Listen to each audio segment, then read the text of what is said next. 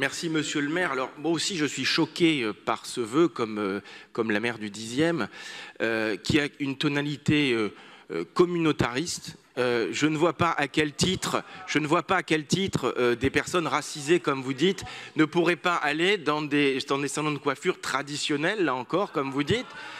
Salon de coiffure traditionnel qui ferme à 19 h, à 20 h. Donc je ne vois pas pourquoi il y aurait des exceptions pour d'autres. Par ailleurs, il y a effectivement... chacun peut s'exprimer comme il le veut. J'aimerais qu'on me laisse m'exprimer. J'ai aussi le droit à la parole. Même si les communistes n'ont pas souvent la conception de la liberté d'expression. Il y a des nuisances qui ont été dites, d'ailleurs citées dans le vœu, des nuisances qui viennent d'être rappelées par la préfecture de police, des nuisances graves pour les riverains.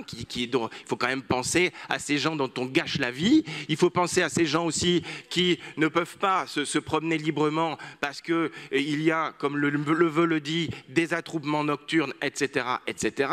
Je ne parle pas même de ce que vient de dire la préfecture de police sur les trafics de stupéfiants. Bref, la préfecture de police était parfaitement dans sa mission en prenant cet arrêté et en le reconduisant.